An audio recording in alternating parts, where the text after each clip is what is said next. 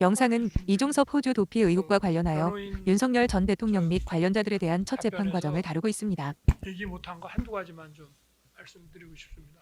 다른 변호인들도 다 얘기를 하셨기 때문에 이런 범죄 성립에 관련된 법리나 증거에 관한 말씀은 드리지 않겠습니다. 그 이종섭 대사 지명자는 국방부 장관 시절부터 하여튼 이런 방산 수출에 상당한 성과를 냈던 사람입니다. 그래서 사실은 그 호주에서 발주하는 9조짜리의 그 호위함 수주와 관련해서 본인이 사임을 하겠다 해서 그걸 보내면 어떻게 되겠나 했지만 기존 대사를 빨리 귀임시키는 것도 적절하지 않은 것 같아서 이제 얘기를 들어보니 연말에 정년이라고 하니까 그러면 잘 됐다. 이게 지금 한미일 호주에서 이 4개국의 인도 태평양 지역에서의 그 해군 그 협력이 굉장히 중요한 그 이슈가 되고 있었기 때문에 우리가 이 호위함을 수주하게 되면 그 해군의 그 무기 체계에 있어서의 호환성이 아주 좋아지기 때문에 이게 다른 나라들도 좋아할 것이고 또 호주는 외교부 장관하고 국방장관이 부총리로 되어 있는 나라입니다. 그래서 일반 외교부 이런 커리어 공무원보다는 한국의 국방장관을 지낸 사람이 호주 대사를 가게 될 경우에 호주 국방장관을 통해서 이 호위함 수주를 하는 것이 굉장히 이점이 많겠다 해서 추진이 됐던 것이고 그런 점을 좀 그런데 사실 공수처에 고발건이 몇 건이나 있는지 모르겠습니다만은 저는 거의 1000건 이상 되어 있지 않나 싶고요. 고발이 어느 수사기관에 돼 있다고 해서 공직 임명을 못 한다는 거는 그거는 말이 안 되는 얘기입니다. 고발이 돼 있지만 소환도 안 하고 제대로 조사도 안 하는 경우들이 대부분이고 오늘 여기 와서 이제 봤습니다만은 12월 달에 9월에 고발이 됐는데 단 한 번도 소환도 하지 않고 3달 후에 떡하니 출국 금지를 걸어놓고 또 1월, 2월 달 연속해서 출국 금지를 또 연장을 하면서 단 한 번도 소환을 하지 않고 이렇게 출국 금지를 연장한다는 것은 제가 겪어본 검찰 같으면 이거는 이런 일을 했던 검사나 수사관이 있다면 이거는 징계 사안입니다. 그렇기 때문에 이 지금 특검의 이런 소추가 정말 여러 가지 측면에서 도저히 이게 정상적인 그 소추냐 하는 점에 대해서 한 말씀 그냥 드리겠습니다. 감사합니다. 예, 모두 진술 마쳤습니다. 먼저 윤석열 피고인에 대해서 인정신문하겠습니다. 직업은 어떻게 됩니까? 네, 전직 대통령이고 지금은 없습니다. 예, 무슨 사건으로 구속 중이죠? 영장이 여러 건이 동시에 발부돼서요. 어떤 건으로 지금 구속이 돼 있는지는 정확히 모르겠습니다. 영장이 많아서 저도 별로 따져보질 않고 계속 그냥 일단 확실한 것은 일반이적 1심 사건으로 지금 수용 중이라는 거죠? 예, 맞습니다. 해병 사망 사건이 발생하자 해병대 수사단이 조사를 거쳐 임성근 사단장을 비롯한 책임자들을 경찰로 이첩하겠다는 수사 결과를 국방부 장관에게 보고하고 결재까지 받았으나 이후 대통령실 수석비서관 회의를 거친 다음 돌연 사건 기록이 회수되고 조사 결과가 번복되는 일이 발생하였습니다. 그 후 대통령실 등 윗선의 개입이 있었다는 의혹이 제기되었고 또 특검법이 발의되고 이종섭 장관에 대한 탄핵이 추진되고 외압 혐의에 대한 공수처 고발 사건에 관해 본격적인 수사가 시작되었습니다. 따라서 이종섭 장관은 범인 도피죄에 있어서 범인의 지위에 있는 사람이었습니다. 구체적으로는 다음과 같습니다. 다시 공소장 5쪽부터 시작하겠습니다. 2023년 7월 19일 실종자 수색 작전 중 임성근의 해병대 1사단 소속 장병이 사망하는 사건이 발생하였고 해병대 수사단장 박정훈 당시 대령은 수사를 진행한 후에 7월 30일 사단장 임성근을 포함한 지휘관들을 업무상 과실치사 혐의로 경찰에 이첩하겠다는 수사 결과를 국방부 장관 이종섭에게 보고하고 장관으로부터 승인을 받았습니다. 이후에 이러한 수사 결과는 대통령 윤석열에게까지 보고되었는데 7월 31일 수석비서관 회의에서 이를 보고받은 윤석열 피고인은 이런 일로 사단장까지 처벌하면 대한민국에서 누가 사단장을 할 수 있겠느냐 라며 즉석에서 이종섭 장관에게 전화하여 강하게 질책하면서 사단장 임성근 등을 혐의자에서 제외하라는 취지의 지시를 하였습니다. 이에 이종섭 장관은 즉시 사건의 경찰 이첩 보류, 혐의자를 한정 축소하라는 취지로 수사 결과 변경을 지시하였습니다. 그런데 해병대 수사단 박정훈 대령은 8월 2일 경북경찰청으로 사건 이첩을 강행하였고, 이를 보고받은 이종섭 장관은 국방부 검찰단장 김동혁 등에게 사건 기록 회수 및 사건 재검토 등을 지시하였고, 결국 국방부 조사본부는 8월 24일 임성근을 혐의자에서 제외한 채로 사건을 경북경찰청으로 다시 이첩하였습니다. 한편 8월 3일경부터 윗선의 개입이 있었다는 언론의 의혹 보도가 시작된 후에 점점 의혹이 구체화되고 8월 11일에는 박정훈 대령이 직접 방송에 출연해서 국방부의 수사 외압을 폭로하기에 이르렀으며 8월 21일에는 국회 국방위원회에서 이종섭 장관을 대상으로 직접 수사 외압 의혹의 진위에 대해서 추궁했는데 당시 이종섭 장관의 답변이 오락가락하였고 대응이 미흡했기 때문에 대통령실의 불안은 가중되었습니다. 그러던 와중에 8월 29일부터는 소위 VIP 경로설이 제기되기 시작하였으며, 이에 민주당은 9월 5일경부터 이종섭 등을 직권남용 권리행사 방해 등 혐의로 공수처에 고발하고 특검법을 발의하고 이종섭 장관에 대한 탄핵까지 추진하기에 이르자 결국 이종섭 장관은 9월 12일 장관직에서 사의를 표명하였습니다. 한편 공수처는 민주당의 위 고발 사건과 민간인 고발 사건을 합쳐서 특별수사본부를 구성하여 배당하였고, 공수처 특별수사본부는 즉각 수사에 착수하여 9월 10월경에는 사건 관계자들을 소환 조사한 다음 12월 7일에 이종섭 장관에 대한 출국금지 조치를 하였고, 관련자들에 대한 통신 내역 수사를 거쳐서 2024년 1월에는 국방부 등에 대한 압수수색을 실시하여 이종섭 등에 대한 수사를 본격적으로 하고 있었습니다. 이하에서는 이러한 배경 하에서 피고인들의 구체적인 범죄 사실에 대해 말씀드리겠습니다. 공소장으로는 9쪽입니다. 윤석열 피고인은 이처럼 수사 위압 의혹에 대한 국민적 관심이 커지고 장관 탄핵과 특검법까지 추진되자 이종섭을 대사로 임명해서 외국으로 보내기로 마음먹고, 이종섭이 사의를 표명한 2023년 9월 12일경 피고인 조태용에게 야당이 탄핵을 하겠다고 해서 본인이 사표를 쓰고 나간 상황이 됐는데 적절한 시기에 대사라든지 일할 기회를 더 줘야 하지 않겠느냐, 공관장을 어디로 보내면 좋겠느냐라고 물었고, 이에 조태용은 호주 대사를 추천하였고 외교부 기조실장 조구레에게 호주 대사로 보낼 수 있는지 여부와 부임 시기 등을 물어서 확인해 두었습니다.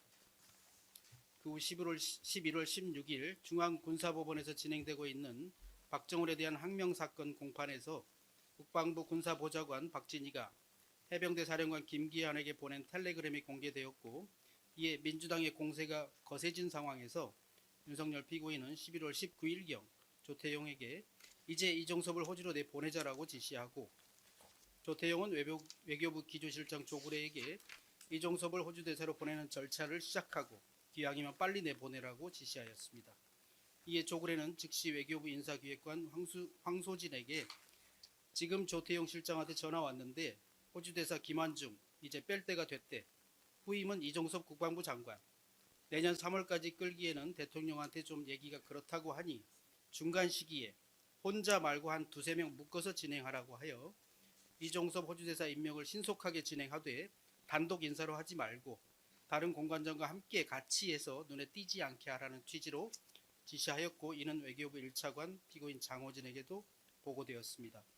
이후 피고인 조태용은 12월 5일경 피고인 장호진에게 이종섭을 2024년 1월까지 호주대사로 내보내라고 지시하고, 장호진을 거쳐 인사기획관 황소진의 지시를 받은 외교부 인사기획관실 인사운영팀장은 즉시 대통령실 인사비서관실에 이종섭 호주대사 인사검증을 알리고 국가안보실에 연락해서 안보실로 하여금 인사비서관실에 호주대사 임명을 위한 인사검증을 지시하게 하고, 이에 인사비서관실은 윤석열 피고인에게 인사검증 절차에 착수하겠다는 보고를 하였습니다.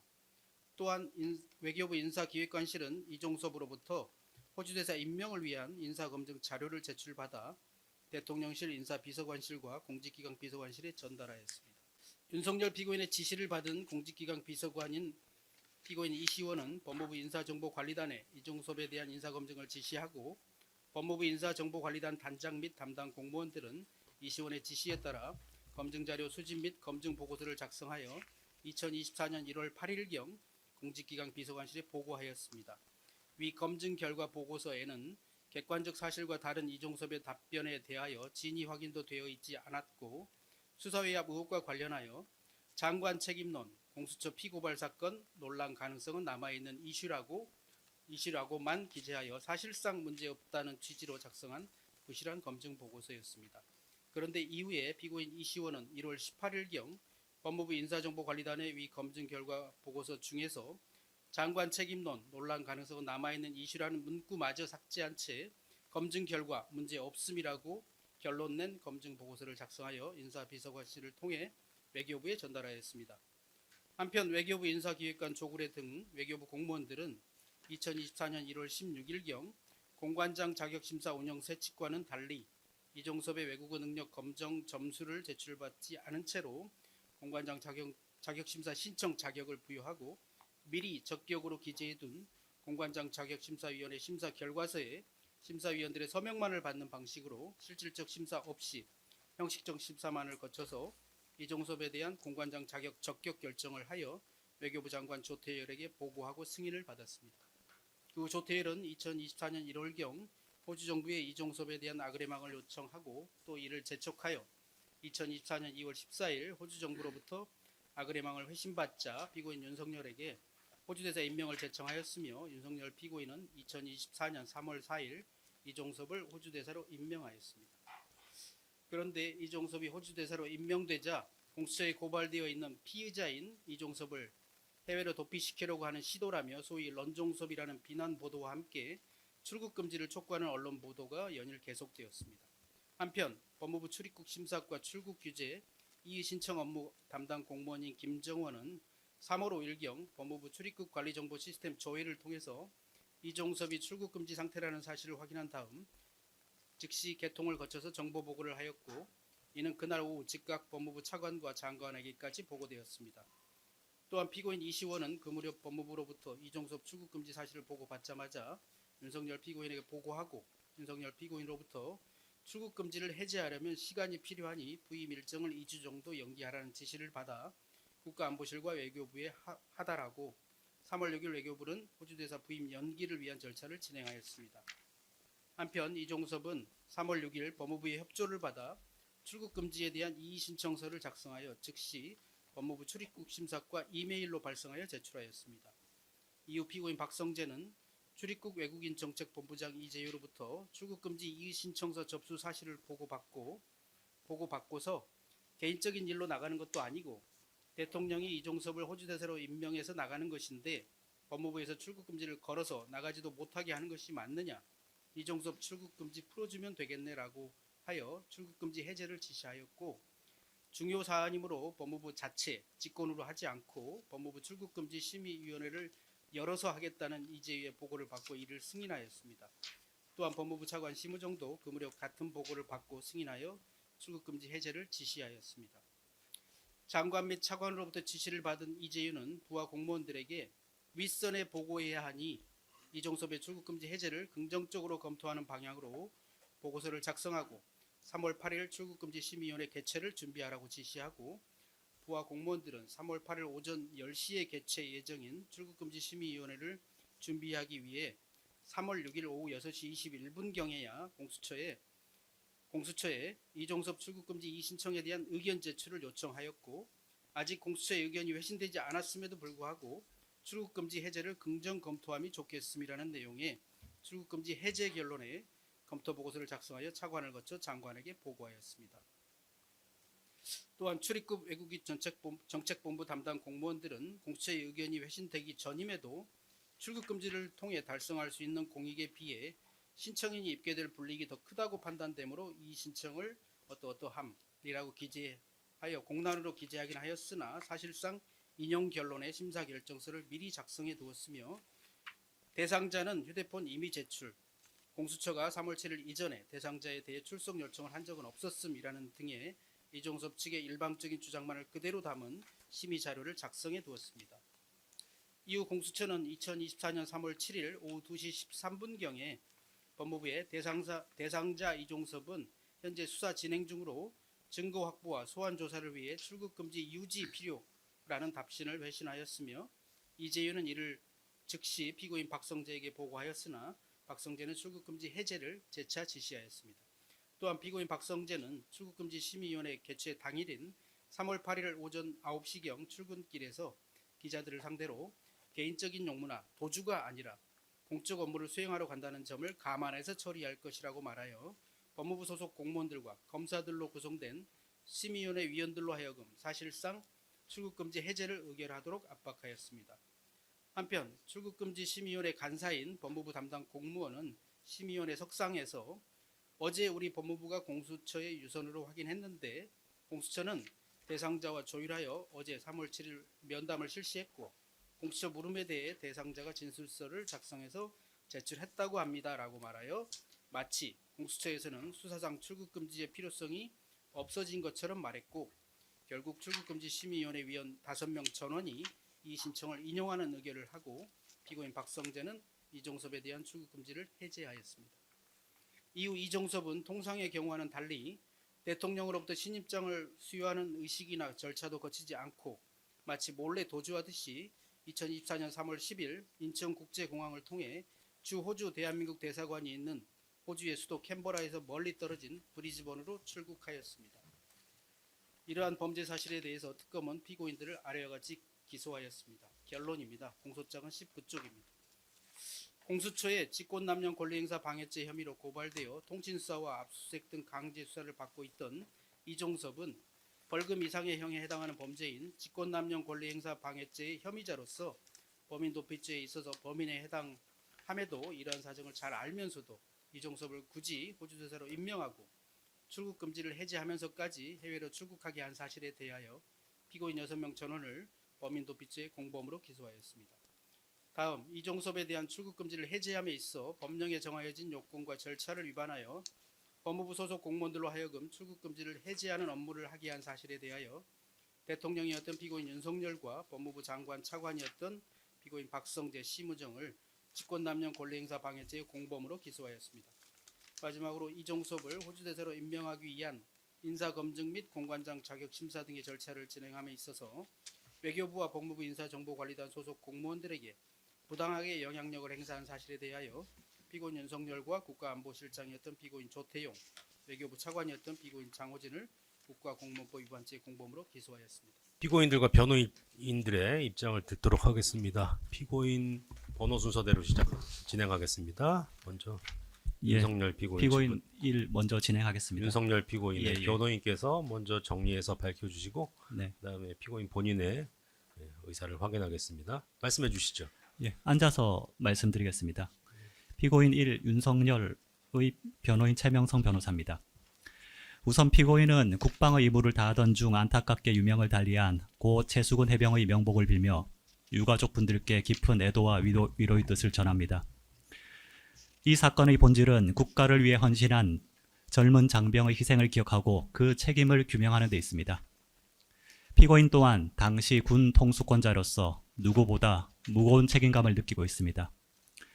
다만 이번 재판은 비극적 사고에 대한 애도와는 별개로 헌법상 보장된 대통령의 인사권 행사를 사법적으로 단죄할 수 있는지 그 법리적 한계를 묻는 재판입니다. 이제 본건 공소 사실에 대한 피고인의 기본 입장을 말씀드리겠습니다. 첫째, 범인 도피의 점입니다. 특검은 이종섭 전 장관의 호주 대사 임명이 수사를 차단하기 위한 도피라고 주장하지만 이는 사실과 다릅니다. 피고인은 출국 금지 사실이나 구체적인 수사 진행 상황을 전혀 인지하지 못했습니다. 이는 인사검증 단계에서도 확인되지 않은 보안 사항입니다. 실무 책임자들조차 인지하지 못했던 사항을 피고인이 알았을 것이라는 추측은 전혀 근거가 없습니다. 또한 호주 대사 임명은 전임 대사의 정년 퇴직 시기에 맞춘 통상적 인사였으며 9조 원 규모의 호위함 수주 등 K-방산 수출의 연속성, 그리고 인도 태평양 전략에서의 안보 파트너십을 위한 고도의 정책적 판단이었습니다. 이를 도피로 규정하는 것은 국익을 위한 대통령의 정당한 통치 행위를 왜곡하는 것입니다. 또한 범인 도피죄는 수사기관에 대한 적극적인 기망 행위가 전제되어야 합니다. 하지만 이종섭 전 장관은 출국 전 스스로 공수처에 출석해 조사를 받았고 언제든 귀국해 조사에 응하겠다고 약속했습니다. 이를 도피로 규정하는 것은 억측에 불과합니다. 오히려 공수처가 소환조차 제대로 하지 않은 채 출국 금지만을 수차례 연장한 것은 불법에 준하는 비행이며 정치적 목적에 따른 것이라는 점을 분명히 밝혀두는 바입니다.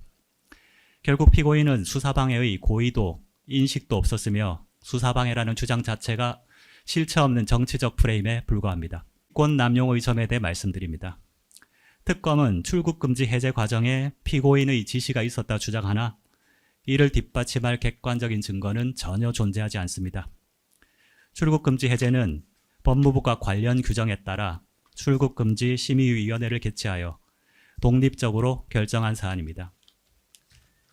피고인은 이 위원회의 결정에 개입하거나 위법한 지시를 내린 사실이 없으며 이는 공동 피고인의 진술 등을 통해서도 확인되는 사실입니다. 결국 이종섭 전 장관의 출국 금지 해제는 적법한 행정 절차와 위원회의 독립적 결정에 따른 결과일 뿐입니다. 셋째, 국가공무원법 위반의 점에 대해 말씀드립니다. 우선 피고인은 인사검증 과정에 개입한 사실이 전혀 없습니다. 또한 특임대사 인사권은 대통령의 헌법상 권한입니다. 특임대사는 대통령의 정무적 신임을 전제로 하는 정무직 인사이며 그 임명권은 헌법상 대통령의 고유 권한입니다. 이를 일반직 임용 기준에 맞춰 형사적 잣대로 재단하는 것은 헌법이 보장한 대통령의 고유한 인사권을 본질적으로 침해하는 위험한 발상입니다. 역대 어느 정부에서도 특임대사 임명을 형사범죄로 기소한 전례는 없습니다. 인사권 행사에 따른 정치적 비판이나 부담은 사법적 단죄의 대상과는 엄격히 구분되어야 합니다. 정책적 판단을 형사처벌의 대상으로 삼는 것에는 극도의 신중한 접근이 필요합니다. 마지막으로 결론입니다. 본 사건은 정책적 결정과 인사권 행사가 정치적 논란의 중심에 서게 되면서 그 본질이 형사 책임의 문제로 확대 재생산된 측면이 있습니다. 특검의 공소사실은 객관적 물증보다는 정황에 기반한 추론에 의존하고 있으며 이는 무죄 추정의 원칙이라는 형사법의 대원칙에 비추어 수용되기 어렵습니다. 피고인은 결코 수사를 회피할 목적으로 인사권을 행사하지 않았으며 모든 과정은 국익과 법령이 정한 절차 내에서 이루어졌습니다. 따라서 헌법적 가치와 무죄 추정의 원칙에 따라 피고인에게 무죄를 선고해 주시기 바랍니다. 변호인께서 의견 말씀하셨고 윤석열 피고인 본인의 입장이 방금 변호인이 말씀하신 내용과 같습니까? 예, 나중에 정리하겠습니다. 네, 남현중 변호사입니다. 조태용 피고인을 위한 모두 변론 시작하겠습니다. 이 사건 중 조태용 피고인에 대한 공소사실의 요지는 범인 도피와 국가공무원법 위반입니다. 이 사건 공소사실 모두 조태용 피고인의 행위는 국가안보실장으로서 임명권자인 대통령의 공관장 임명 지시를 관련 부처에 전달한 직무수행의 일환일 뿐이었습니다. 범인 도피에 관하여 도피 행위가 존재하지 않고 고의 및 공모도 존재하지 않습니다. 국가공무원법 위반과 관련하여서도 부당한 영향을 주는 행위가 없었으며 고의 및 공모도 존재하지 않습니다. 특검의 주장은 정치적 공격을 무리하게 형사상 범죄로 끼워 맞추는 과정에서 사실과 법리를 왜곡한 오류가 다수 있습니다. 먼저 범인 도피죄의 불성립에 대해서 변론하겠습니다.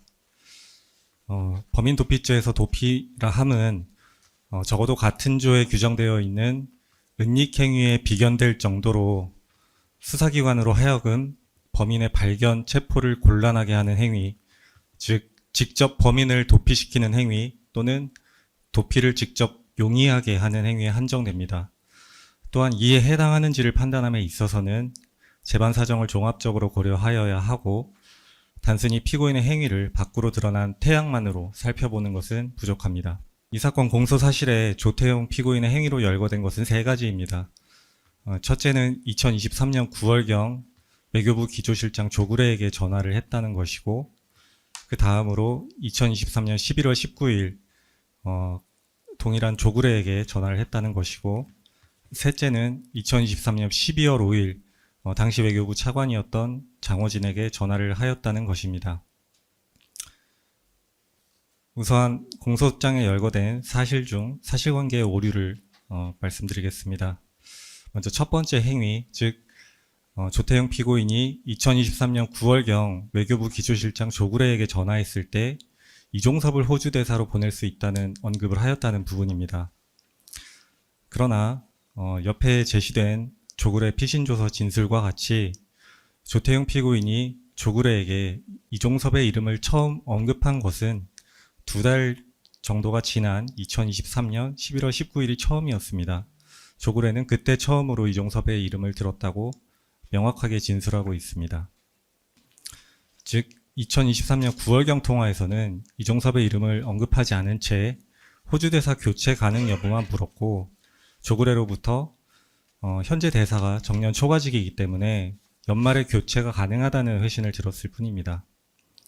이와 관련하여 장호진, 황소진 등 외교부 공무원들 모두 이종섭의 이름을 처음 들은 것은 2023년 11월 19일경이라고 일치되게 진술하고 있습니다. 두 번째로 12월 5일경 통화입니다.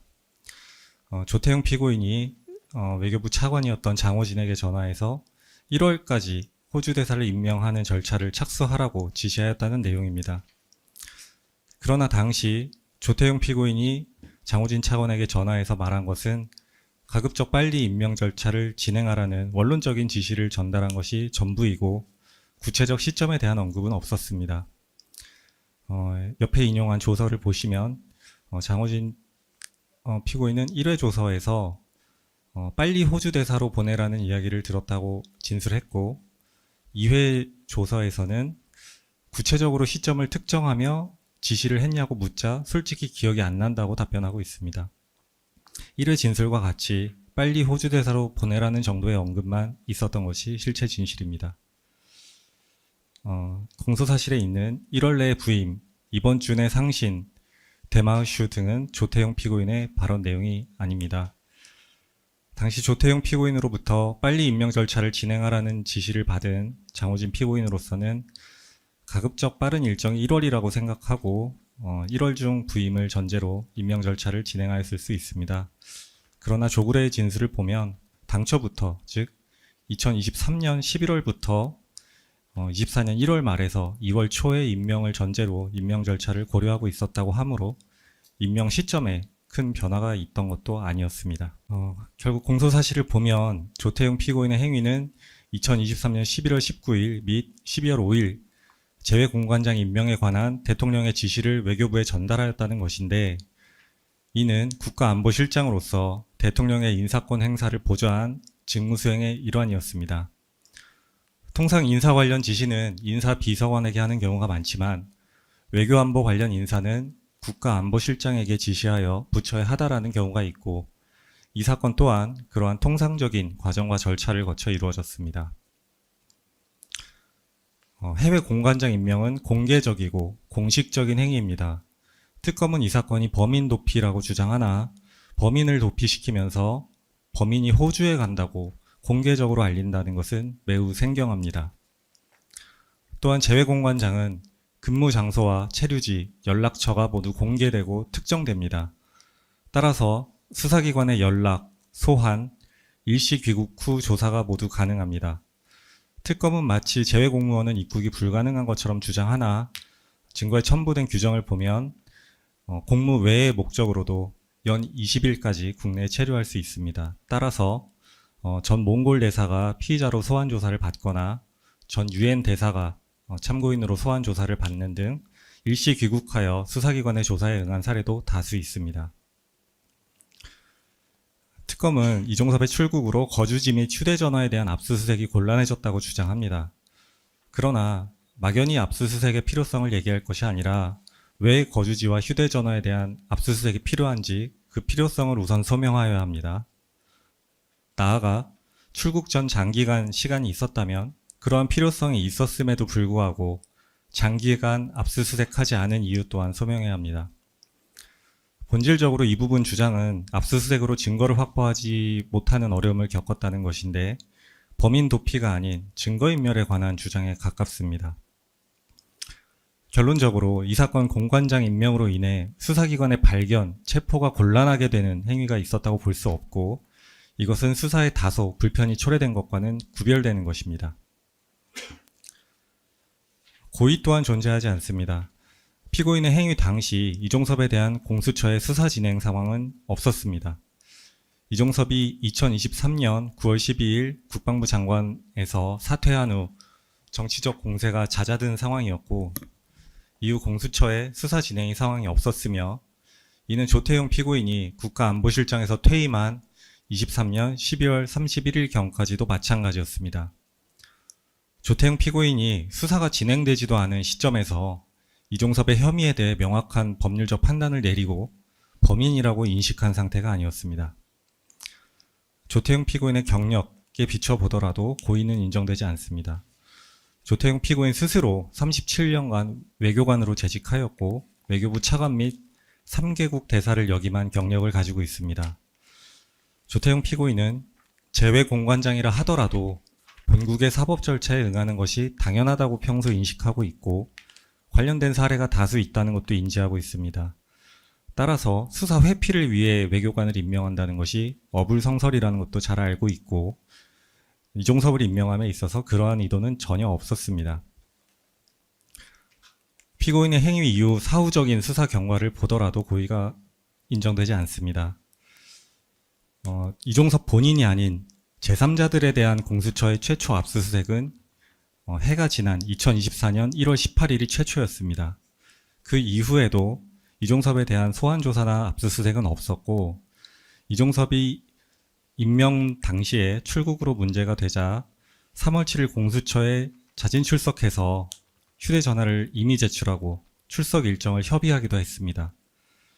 외교관 임명 후 이종섭이 일시 귀국해서 3월 20일 공수처에 신속한 조사를 요청하였지만 공수처가 당분간 소환조사가 어렵다며 이를 거부했던 상황입니다.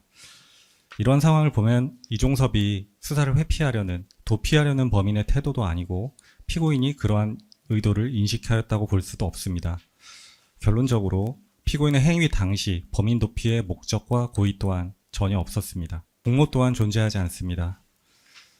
공동정범은 공동가공의 의사와 그 공동의사에 의한 기능적 행위지배라는 주관적 객관적 요건이 충족되어야 성립합니다. 즉 단순한 공모자에 그치는 것이 아니라 범죄에 대한 본질적 기여를 통한 기능적 행위지배가 존재한다고 인정되어야 합니다.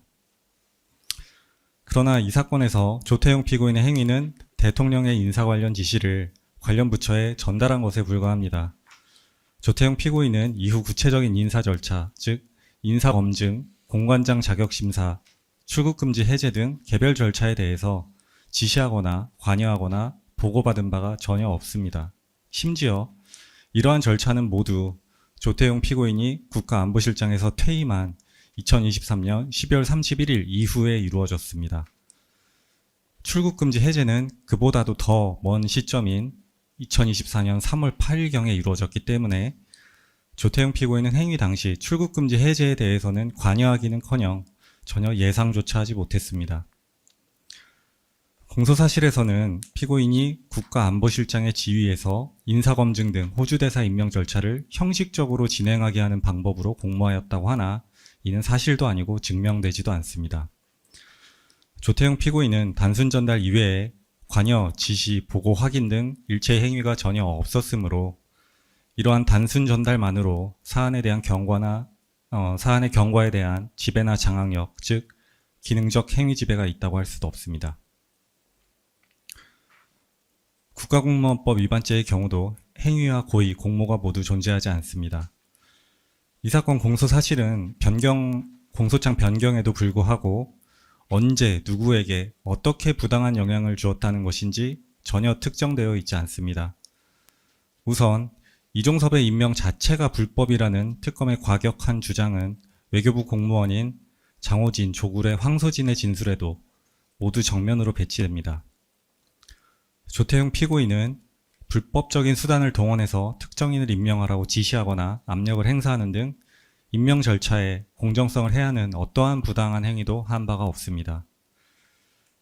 인사의 위법성을 문제 삼는 특검의 단편적인 주장, 예컨대 특임공관장을 임명했기 때문에 위법하다 또는 수시인사이기 때문에 위법하다는 등의 주장은 인사에 관한 정책적, 정무적 판단의 문제일 뿐 위법의 문제가 아닙니다. 또한 구체적인 인사 절차는 모두 각 주무부처의 고유 권한과 책임하에 진행되었습니다. 조태용 피고인이 구체적인 임명 절차를 형식적으로 진행하라고 부당한 지시를 한 사실이 없고 이에 대해 보고를 받는 등 관여한 사실도 전혀 없습니다.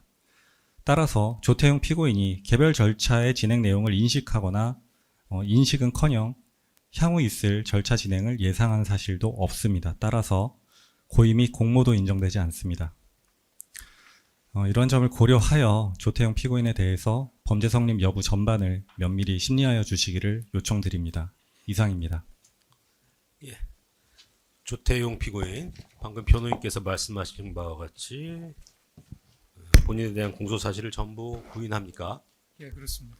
나고진 피고인의 변호인 법무부 해공의 임성근 변호사입니다. 이미 의견서 제출했기 때문에 간략히 이어지만 말씀드리겠습니다. 피고인 장하진에 대한 이 사건 범인도 피해에 관한 공소사의 요지는 전 대통령인 공동 피고인 윤석열이 최혜병 수사 외압 사건 관련 공수처의 수사가 이종섭을 거쳐 대통령이 자신에게 이르는 것을 우려하고 이를 차단하고자 이종섭을 호주 대사로 임명하고 출국 금지를 해제하여 출국하게 하였다는 것을 전제하고 있습니다. 그러나 이러한 특검의 이러한 전제사실 자체는 정치적인 구호나 수사, 레토릭 내지 의혹을 제기에 해당될지도 모르겠습니다만은 공수처 소속 검사 및 수사관들 일방적 주장 이외에 이를 인정할 증거는 찾아볼 수 없습니다. 우리 헌법 72조는 외교사절의 파기는 국가원수로서의 지위에 나오는 것임을 천명하고 있습니다. 그리고 헌법 78조는 대통령이 행정부 수반으로서의 지위에서 공무원에 대한 임명권이 있음을 천명하고 있습니다. 이와 같은 헌법 규정에 비춰볼 때 기본적으로 대통령제 국가에서 대통령 인사권은 국가원수로서의 지위 및 행정부 수반으로서의 지위에서 나오는 고유한 권한입니다. 형법 151조의 범인도피 구성 요건인 도피하게 한다 하는 의미는 은닉 이후의 방법으로 범인에 대한 수사, 재판 및 형의 집행 등 형사사법의 작용을 곤란 내지 불가능하게 하는 일체 행위를 의미하는 것이긴 합니다. 그렇지만 조금 전에 공동 피고인의 변호인께서 설명하신 것처럼 대법원 2023년 2월 14일 선고 2002도 537자 판결에 따르면 은닉 행위에 비견될 정도로 수사기관의 발견, 체포를 곤란하게 하는 행위, 즉 직접 범인을 도피시키는 행위 또는 도피를 직접적으로 용이하게 하는 행위에 한정된다라고 제한적으로 해석하고 있습니다. 그런데 이 사건에서 윤석열 전 대통령이 이종섭을 호주 대사로 임명하는 것 자체는 앞서 말씀드린 대통령의 헌법상 고유한 권한이고 이종섭이 호주 대사로 임명되어 호주에 부임하는 것은 국내외에 이미 알려진 공지의 사실입니다. 이러한 행위가 은닉 행위에 비견될 정도로 수사기관의 발견 체포를 곤란하게 하는 행위라고는 도저히 볼 수 없습니다. 더구나 이종섭은 2024년 3월 6일 공수처에 직접 출석하여 필요한 수사가 있을 때까지는 호주 대사로 부임한 이후에도 언제든지 출석하여 조사를 받겠다고 약속하지 않은 사실을 알 수 있습니다. 이런 사실에 비춰보더라도 이종섭이 호주로 도피했다고는 도저히 볼 수 없습니다. 이종섭이 공수처에 출석한 날짜는 2023년 6일이 아니라 3월 7일인 것 같습니다. 더구나 대사는 활동은 물론 대사관, 관저 등의 대외 노출 빈도가 높고 외교관의 특권과 면제는 우리 정부가 아닌 호주 정부의 권한을 제한하는 것으로서 우리 외교관에 대한 우리 정부의 조사나 소환 등을 제한하는 것이 아닙니다. 또 제외공무원 복무규정상으로 보더라도 수사를 펼쳐서 얼마든지 귀국이 가능합니다. 실제로 대사가 조사를 받기 위해 외교부 장관의 허가를 받아 공무의 목적으로 귀국한 사례가 적지 않습니다. 구체적인 공소 사례에 대해서 의견을 간단히 말씀드리겠습니다. 앞서 설명드린 것처럼 전 대통령 공동피고인 윤석열이 국가원 소수의 지휘에서 외교사절을 파견하는 것은 대통령의 인사에 관한 정권 사항이므로 외교부로서는 대통령이 헌법상 고위군 아닌 특임 공관장 지명이 있으면 그 후속 절차 업무를 수행하는 것은 국가고문법상 당연한 업무라는 점은 특검이 제출한 이 사건 증거기록을 통해서도 넉넉히 확인할 수 있습니다.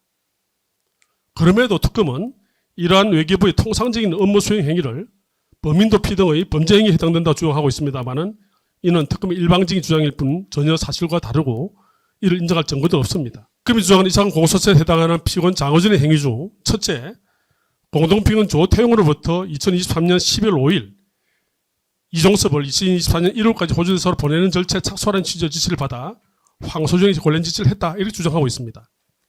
그렇지만은 당시 장호진 피고인이 외교부 1차관으로서 대통령으로부터 특임 공관장 임명 지시를 받은 조태용 국가안보실장의 지시를 당시 외교부 인사기획관은 황소정에게 전달한 것일 뿐입니다.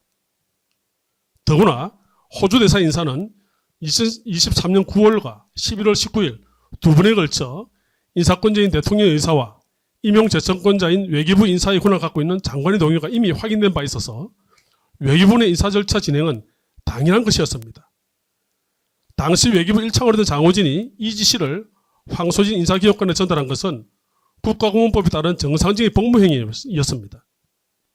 실제로 피고인 장호진 지시를 지선 사항 전달과 모로코와 함께 진행해보라는 의견 개진은 결정권자인 외교부 장관에게 보고되고 승인되어 진행되었습니다. 이 모로코와 엮어서라는 의미를 특검은 달리 주장하고 있습니다만은 당시 윤석열 정부가 새로 내놓은 시그니처 정책이었던 인도태평양 전략을 담당하는 외교부 인도태평양 전략 특별대표로 내정된 정경주 모로코 대사를 가급적 조기 부임시키면 좋겠다는 국가안보실 의견에 따라서 호주 대사 인사와 묶어서 추진하면 현안이든 모로코 후임 대사 인사의 속도를 낼 수 있을 것을 생각했기 때문에 그런 의견을 낸 것일 뿐이지 특검이 주장하듯이 마치 호주 대사 임명에 대한 논란 가능성을 무마하려는 취지는 전혀 아닙니다. 실제로 모로코 대사는 호주 대사와 같은 날 발령이 나지도 않았습니다. 백볼 양보해 보더라도 피고인 장호진으로서는 이 사건 공소사실의 전제 사실인 윤석열의 범인 도피 행위라는 사실 자체에 대한 범위나 인식 자체가 없었고 검사가 제출한 이 사건 증거기록을 살펴보아도 공소사실 주장처럼 피고인 장호진이 다른 공동 피고인들과 범인 도피를 공모했다거나 그 범인 도피에 관한 본질적인 기여, 즉 기능적 행위 지배가 있다는 그 어떠한 증거도 찾아볼 수 없습니다. 특검은 피고인 장호진이 2024년 1월 22일에 황소진에게 연락해서 아그네맹 진행 상황을 확인하고 호주 대사 임명 절차를 신속히 진행하겠다, 재촉했다 이렇게 주장하고 있습니다. 그러나 이는 전혀 사실과 다릅니다. 장호진 피고인이 2024년 1월 1일 국가안보실장으로 부임한 후에 2024년 1월 26일 대통령은 첫 신임 공관장에 대한 신임장 수여식을 앞두고 대통령 말씀 자료나 참가 자료 등 회사 준비를 위해서 2024년 1월 22일 황소진과 통화해서 공관장 인사 현황을 파악한 것일 뿐입니다.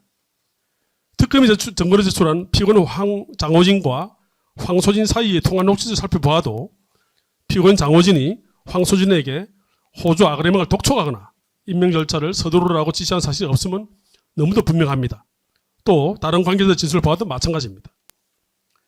마지막으로 피고인 장호진이 2024년 3월 6일 황소진에게 이종섭 호주대사 부임을 2주 연기하라는 취지의 지시했다는 것 또한 당시까지 이종섭의 출금 사실 자체도 모르고 있었던 피고인 장호진이 이를 전해듣고서 그 호주대사 2주 부임 연기 지시를 전달받아서 이를 외교부에 그대로 전달한 것일 뿐입니다. 따라서 피고인에 대한 범인 도피의 공소사실은 죄가 되지 않거나 범죄 사실의 증명이 없는 데 해당되기 때문에 이 부분은 피고인에 대해서 무죄를 선고해 주시기 바랍니다. 다음으로 국가공무법 위반죄에 대해서 말씀드리겠습니다. 특검은 피고인 장호진이 공동피고인 윤석열 조태용과 범인 도피 목적으로 이종섭을 호주대사로 임명하기 위해서 인사검증과 공관장 자격심사 등의 절차를 사실상 형식적으로 했다 주장하고 있습니다. 그러나 이종섭에 대한 인사검증은 대통령실 공직기강 비서관실과 법무부의 관장사항이어서 피고인 장호진으로서는 외교부 제1차관이나 국가안보실장으로 근무할 당시에 있었다는 이종섭에 대한 인사검증에 관여할 위치에 있지도 않았을 뿐만 아니라 이에 관여한 사실 자체가 없습니다.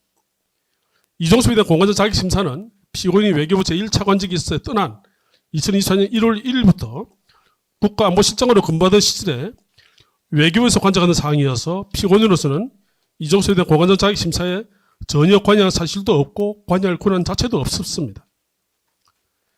참고로 특검 주장과는 달리 당시 호주 대사는 2023년 말 정년이 도래한 정년 초까지였기 때문에 정년 후 6개월 이내 교체 관리에 따라 교체 사유가 있어서 인사 가능한 상임이었습니다. 또 인사는 외무공무법과 공관장 인사 원칙에 관한 지침 등 관련 규정에 맞게 이루어졌고 공관장 자격심사도 역대 정부에서 시행해온 특임 공관장 자격심사의 방식과 동일하게 이루어질 뿐이지 이종섭 전 국방장관에 대해서 특임 공관장 자격심사에 있어서 특별한 직업도 없었습니다. 더욱이 피고인 장오진은 인선이나 검증 및 자격심사, 아그리마 신청 및 접수, 임용 제청 및 발령에 이르는 1년의 대사 임명 과정에서 23년 12월 5일 조태영 안보실장의 지시를 외교부 인사부서에게 전달한 것 이외에 공관장 자격심사나 인사검증을 포함하여 외교부 또는 법무부 소속 담당 직원에게 일체 관여하거나 영향을 미친 적도 없고 달리 모든 증거를 살펴봐도 이를 인정할 아무런 증거가 없습니다. 따라서 장호진 피고인에 대한 국가공무법 위반의 범죄 사실 또한 형사소송법 325조 후단에 따라서 피고인에게 무죄를 선고해 주시기 바랍니다. 예, 방금 변호인 말씀하신 대로 범인 도피와 국가공무원법 위반 공소사실 전부 부인합니까? 예. 다음 이시원 피고인 변호인께서 말씀해 주시죠. 예, 이시원 피고인의 변호인 율촌의 오정환 변호사입니다. 자세한 내용은 1월 9일자 모두 의견 진술서와 3월 30일자 변호인 의견서로 가름하고 간단히만 말씀드리겠습니다. 피고인은 공소사실을 전부 부인합니다. 피고인은 범인 도피죄로만 기소되었는데 이 사건 범인 도피 공소사실은 법리상 그 자체로 범인 도피죄에 해당하지 않습니다. 자세한 내용은 공동 피고인들 변호인이 말씀하신 바와 같습니다. 그리고 피고인은 범인 도피를 공모한 사실이 없고 범인을 도피하게 하는 행위를 한 적도 없습니다. 또한 피고인에게는 범인 도피의 고의도 없었습니다. 피고인은 임사 건중 과정에서 사실관계를 의도적으로 왜곡, 은닉한 적도 없습니다. 이상입니다. 예, 이시원 피고인. 예, 방금 변호인 말씀처럼 범인 도피 공소사실 전부 부인하죠? 예. 박성재 피고인 측 의견 듣겠습니다. 우선 이 사건에서 윤석열 전 대통령이 이종섭을 호주 대사로 임명한 것과 관련하여 대통령의 공직 임명권의 성질, 범인 도피에 대한 판례와 해석, 그리고 그에 비추어 이종섭에 대한 출국 금지 해제 조치가 범인 도피에 해당하지 않는다는 사실, 이종섭 장관에 대한 호주 대사 임명회가 은닉에 비견될 정도의 행위에 이르지 않는다는 점 등에 대해서는 피고인 박성재의 공동 변호인이기도 한 장호진 피고인의 변호인 법무법인 해광의 의견 요지를 원용하겠습니다. 특별검사는 윤석열 전 대통령이 이종섭을 호주 대사로 임명한 것을 이종섭을 도피시킬 목적으로 단행한 것으로 단정하고 대통령과 이종섭의 호주 대사 임명 과정에 관여한 대통령실 및 외교부 관련 부서의 책임자들을 범인 도피죄의 공범이라는 것이고, 법무부가 이종섭 출국 금지 연장에 대한 이의 신청을 인용하여 출국 금지를 해제한 부분에 대해서는 당시 장관이던 피고인 박성재가 이와 같이 윤석열 전 대통령이 이종섭을 호주 대사로 임명하여 도피시키려고 한다는 사실을 알면서도 이들에게 가담하려는 의사로 출입국 외국인 정책 본부장이자 출국 금지 심의위원회 위원장인 이재유에게 이종섭의 출국 금지를 해제하라는 취지로 지시하고 출국 금지 심의위원들에게 같은 취지로 압력을 행사하여 범인을 도피하고 직권을 남용하여 소속 공무원들의 권리 행사를 방해했다는 것입니다. 우선 범인 도피 점 중 공소사실에서 출국금지 해제 과정에서 피고인의 입법행위라고 적시한 부분에 한정해서 말씀드리겠습니다. 법무부의 이종섭에 대한 출국금지 해제는 정당한 절차에 따라 적법하게 이루어졌다는 점을 분명하게 밝힙니다. 아울러 그 과정에서 피고인 박성재는 어떠한 입법행위도 한 사실이 없습니다. 우선 피고인 박성재가 이종섭 전 장관의 출국금지와 관련된 내용에 대하여 첫 보고를 받은 것이 2024년 3월 6일 퇴근 시간 무렵입니다. 당시 출입국 외국인 정책본부장이었던 이재유가 이종섭으로부터 출국 금지 연장 조치에 대한 이의 신청이 들어왔다는 내용의 보고를 하였습니다.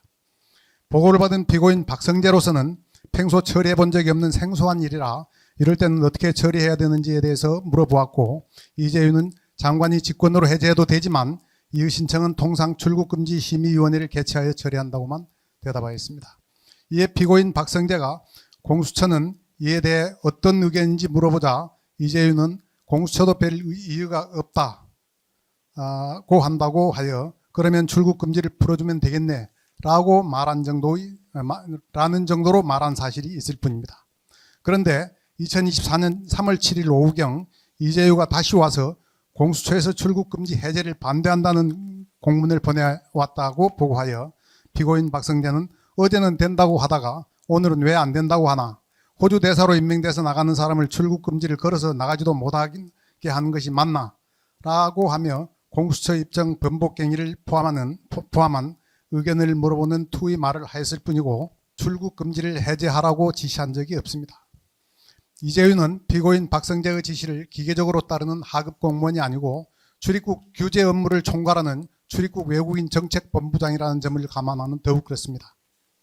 더 나아가 이재유 자신도 특검에서 개인적으로 해제하는 것이 맞다고 생각했다거나 대통령이 이종섭을 호주 대사로 임명하겠다는 것인 상황에서 법무부 공무원들이 조직의 생리상 행정부 수장인 대통령의 뜻에 반해서 이종섭에 대한 출국금지 유지 의견을 내지는 않았을 것이라는 취지로 진술하고 있습니다.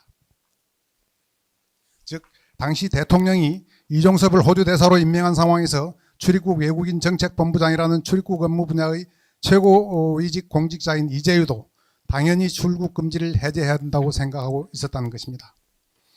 특별검사는 피고인 박성재가 출국금지 심의위원회 일반 위원들과는 접촉 사실조차 확인되지 아니하자 피고인 박성재가 2024년 3월 8일 출근 시 기자의 질문에 이종섭으로부터 출국금지 연장에 대한 이의 신청서가 접수된 사실을 인정하고 개인적인 용무나 도주가 아니라 공적 업무를 수행하러 간다는 점을 감안해 출국금지 심의위원회에서 절차와 기준에 따라 처리할 것이라는 취지로 인터뷰한 사실을 들어 출국금지 심의위원들에게 압력을 넣었다고 주장합니다.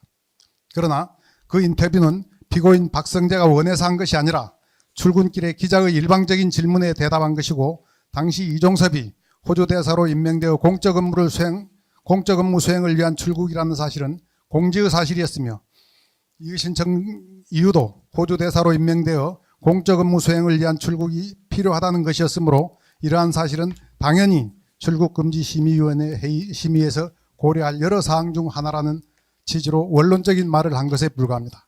더 나아가 피고인 박성재의 이 인터뷰보다 3일 전인 2024년 3월 5일 이종섭에 대해 출국금지 조치 필요성이 제기되자 공수처에서조차 아무리 고발됐다고 하더라도 국가를 대표해 공모로 인사발령이 나서 가는 것도 고려해야 할 요소라는 내용의 보도가 있었는 바 피고인 박성재의 위 출근길 인터뷰 내용은 위 공수처의 언급 내용에도 미치지 못하는 지극히 원론적인 답변에 불과함에도 이를 출국금지 심의위원회 위원들에게 출국금지를 해제하라는 압력을 행사한 것이라는 공소사실은 인터뷰 당시의 상황과 기자들의 질문 배경, 발언의 전체적인 맥락 등을 두루 살피지 아니한 채 거두절미하고 견강부회한 자의적이고 독단적인 견해에 불과합니다. 그리고 거듭 밝히지만 피고인 박성재에게 직접 보고한 이재유조차도 개인적으로 해제한 것이 맞다고 판단했다는 것이고 출국금지 심의위원들 역시 자신들의 의사로 심의에 참여하여 결정하였고 피고인 박성재로부터 어떠한 지시나 압력도 받은 바 없다고 진술하고 있습니다. 공소사실에서 언급하는 2024년 3월 8일 출국금지 심의위원회의 심의에서 만장일치의 출국금지 해제는 위원 5인 전원의 자유로운 의사가 일치된 결과입니다. 특검은 법무부의 이종섭에 대한 출국금지 해제는 공수처의 반대에도 불구하고 이루어진 것이 문제라고 주장하고 있습니다만 출국금지에 대한 이 신청은 수사기관의 요청으로 법무부가 특정인에 대해 출국금지 조치를 하였을 경우 그 대상자가 법무부에 직접 이의를 신청하여 구제받을 수 있도록 설계된 출입국관리법상의 제도입니다. 그리고 그 특성상 수사기관이 출국금지 해제를 반대하는 경우를 예정하고 있는 것입니다. 특히 이의 신청은 출국금지가 필연적으로 개인의 기본권에 심각한 제약을 가하는 것이므로 필요 최소한의 경우에 한정되어야 하며도 수사 편의를 위해 남용되는 것을 견제하는 기능을 하고 있으므로 본건에서 수사기관이 출국금지 해제에 대해 동의하지 않았음에도 이의신청을 인용하여 출국금지를 해제하였다는 비난은 이 이의신청 제도에 대한 몰이해에서 비롯된 것입니다. 결론적으로 본건 공소사실은 공동피고인인 대통령 윤석열이 이종섭을 호주 대사로 임명한 행위를 아무런 증거도 없이 범인 도피라고 단정하고, 대통령을 제외한 공동피고인들은 대통령이 범인인 이종섭을 도피시킨다는 점을 알면서도 대통령의 범인 도피 행위의 공동가공 의사로 이종섭을 호주 대사로 임명하는 과정이나 이종섭이 출국하는 과정에 관여하여 이종섭을 호주 대사에 부임하도록 함으로써 공모하여 범인인 이종섭을 도피하게 하였다는 것입니다.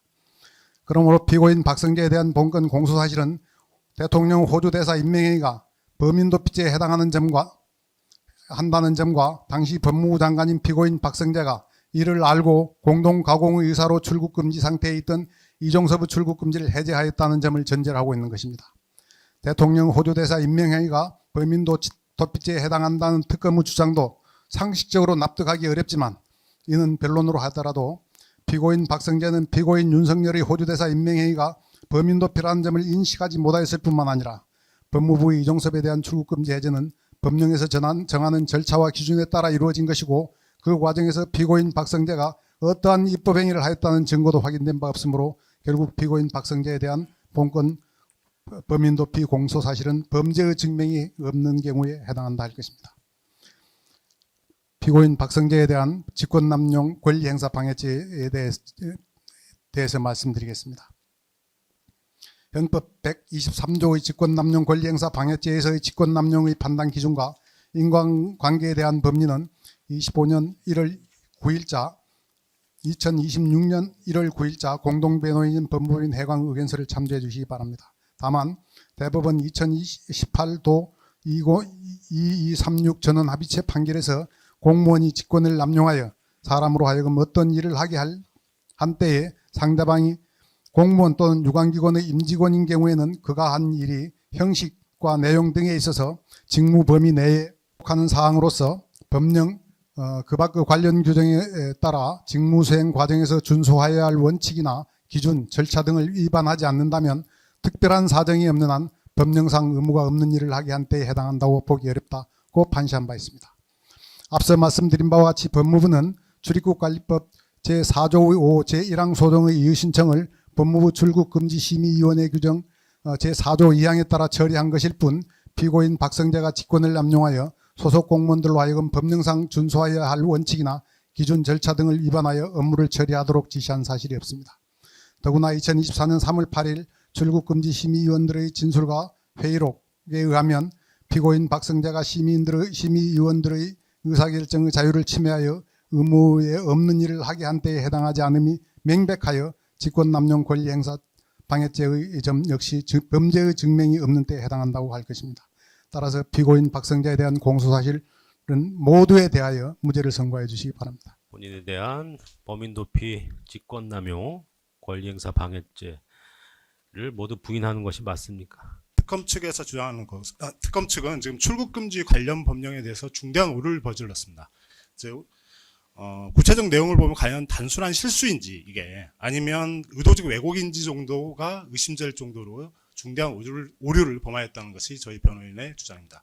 네 번째는 직권남용 표지의 부존재입니다. 첫째, 공모 및 공동행위의 부존재 부분을 말씀드리겠습니다. 특검은 이렇게 주장을 하고 있습니다.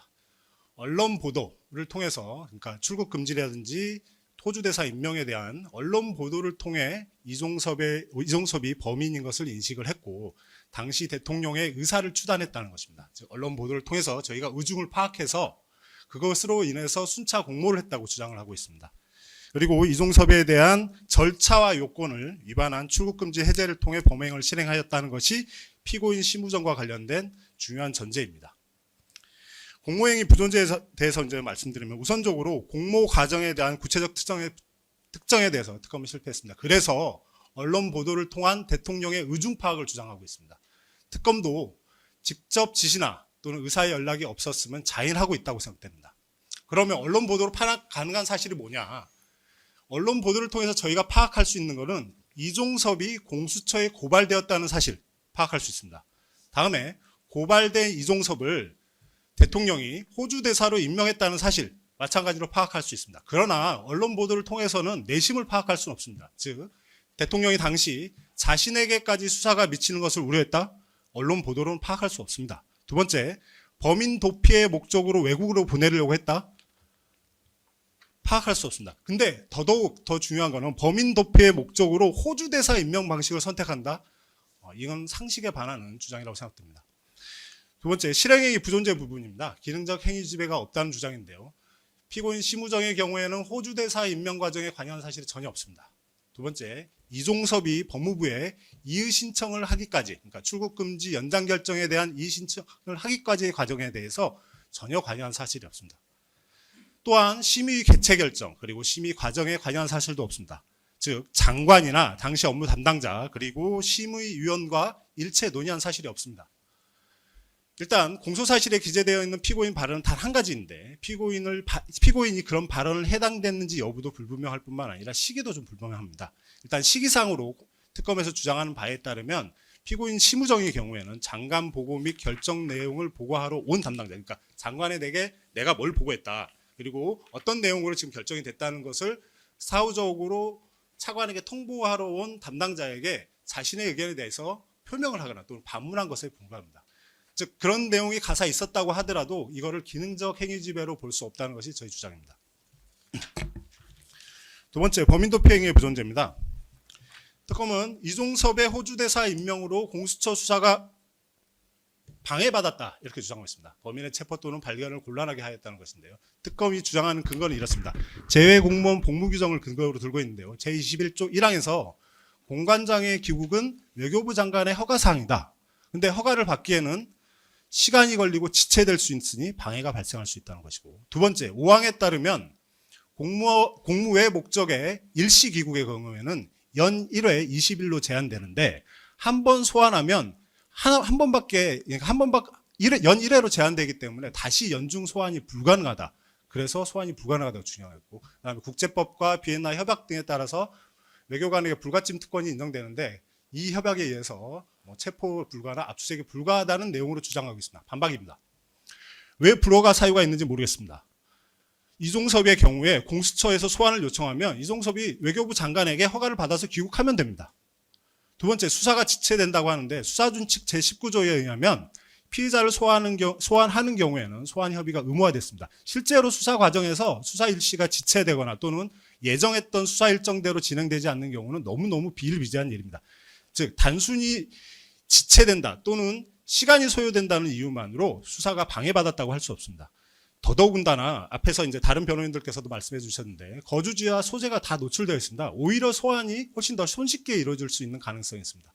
두 번째, 연 1회에 20일로 제한돼서 2번 소환이 불가능하다고 하는데 공수처의 소환을 과연 공무의 목적으로 단정할 수 있는지 의문이 있습니다. 두 번째, 외교부 장관에게 신고하면 긴급 사유를 이유로 일시 귀국이 가능합니다. 즉 이종섭이 외교부 장관에게 저 공수처에서 소환했습니다. 그러니 귀국해야 되겠습니다 하면 장관이 소환을 허락할 수도 있는 겁니다.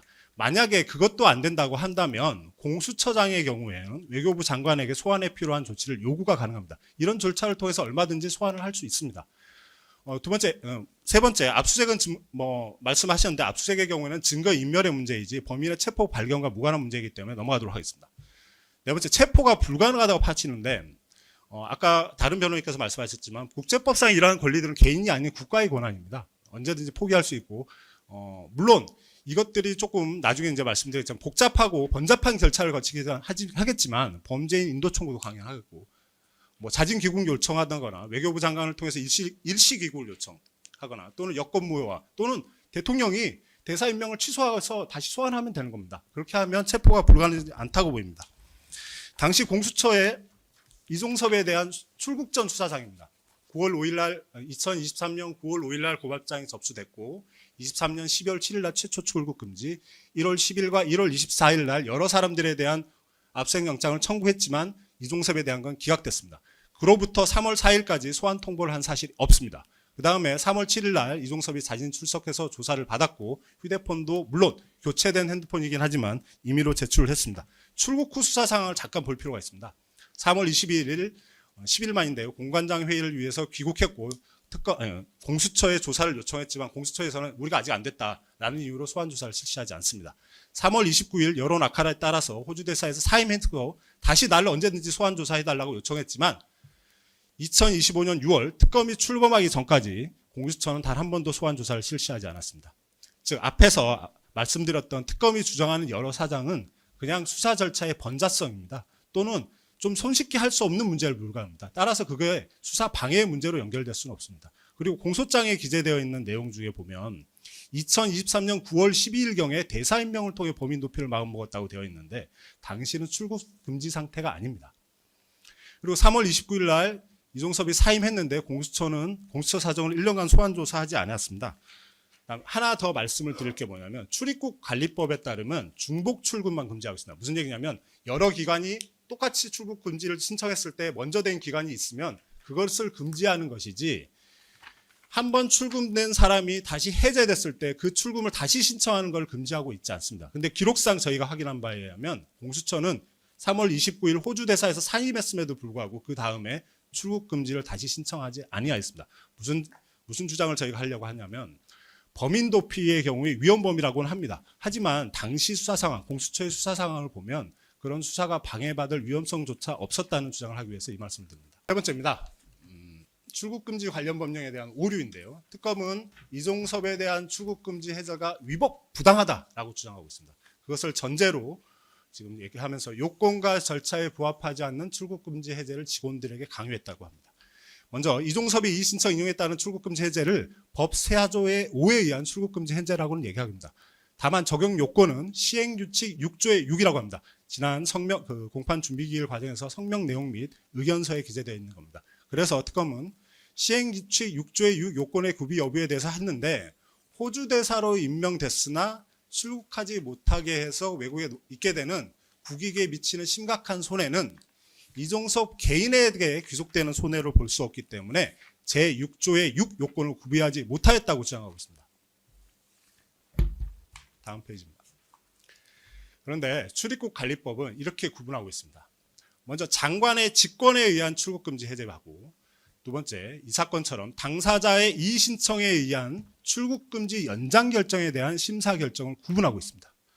즉, 법 4조의 3에서는 출국금지 해제, 즉 장관의 직권에 의한 것을 규정하고 있고 법 4조에 의해서 5에서 출국금지 결정 등에 대한 이의 신청을 얘기하고 있습니다. 시행령 3조에서는 해제에 관한 것, 시행령 3조의 4에서는 이의 신청에 관한 절차를 규정하고 있는데 저 4조의 3, 즉 장관의 직권에 의한 출국금지 해제의 경우에는 6조의 6 요건이 들어갑니다. 즉 6조의 6에는 굉장히 제한적 사유인데 어떤 사유냐면 제가 저기다 기재는 안 했지만 여권이 무효가 된다든지 또는 2항에 규정되어 있는 것처럼 생업, 그다음에 회복하기 어려운 중대한 손해를 입을 우려, 그다음에 인도적인 사유 등으로 장관의 직권에 의한 출국금지 해제는 굉장히 좁게 보고 있는 겁니다. 이유는 다른 기관이 출국금지의 필요성이 있다고 해서 출국금지를 해놨는데 그거를 장관이 직권으로 해제하기 때문에 두 기관의 마찰을 줄이기 위해서 그 요건 사유를 굉장히 제한적으로 보고 있는 겁니다. 그러나 당사자의 이의 신청에 의한 출국금지 연장 결정에 대한 심사 결정의 경우에는 그 심사 결정의 사유를 굉장히 폭넓게 인정하고 있습니다. 즉 필요 최소한의 경우에 엄격한 이익 경략을 하도록 하고 있습니다. 즉 수사 필요성과 기본권 제한을 비교해서 수사 필요성에 대해서 굉장히 엄격하게 심사하게 되어 있는데 6조의 5를 보시겠습니다. 6조의 5에 따르면 1호 6조에 따른 출국금지의 기본 원칙을 지키고 되어 있고요. 다음 범죄 사실, 연령, 가족관계, 해외 도피 가능성 등을 보게 되어 있습니다. 6조에서는 이렇게 합니다. 필요 최소한의 범위에서 하여야 한다. 단순히 공무 수행의 편의를 위하여 행정 제재를 가할 목적으로 해서는 아니 된다고 했습니다. 실제로 최근에 서울행정법원에서 선고된 판례에 의하면 거듭 이 사건처럼 수사가 장기화됨에 따라서 거듭 출국 금지가 연장되는 경우에는 훨씬 더 엄격하게 수사 필요성에 대해서 판단하라고 한 판례가 최근에 있었습니다.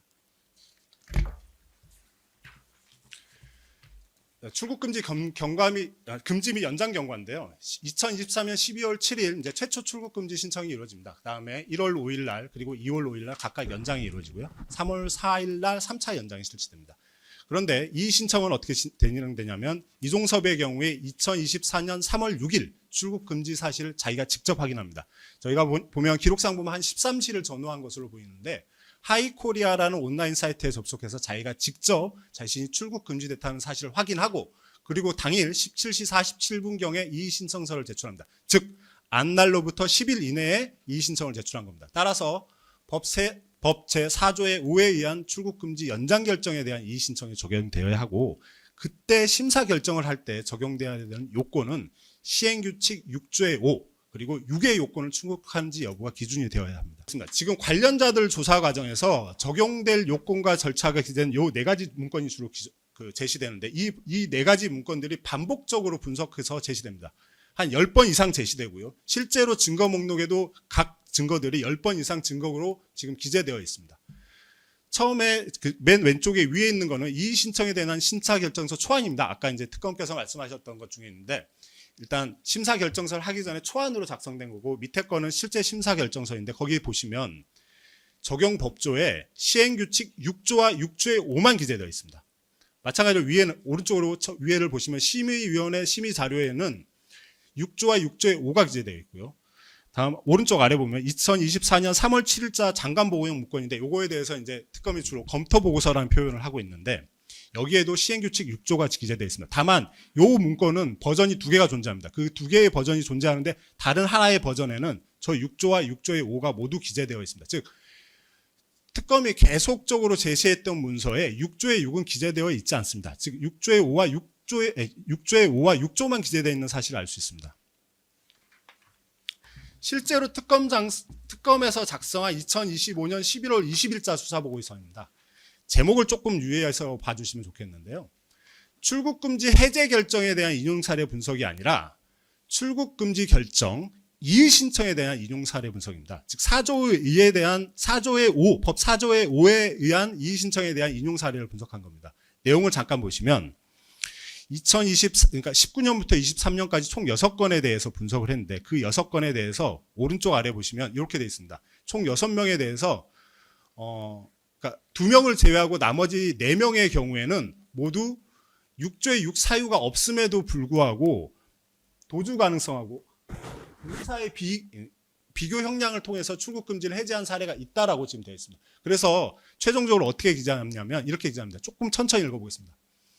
실제 이의 신청 이용 사례 분석 결과 법무부는 위 사유에 한정하여 출국 금지 해제 여부를 판단하지 않고 신청인의 수사 협조 여부, 수사 진행 상황, 연령, 출국 목적, 체류 기간, 수사 기간의 출국 금지 연장 계획, 범죄의 중대성 등을 종합적으로 고려해서 국외 도주 가능성 그리고 공사에게 비교 형량에 따라 이의 신청 인용 여부를 결정하였음.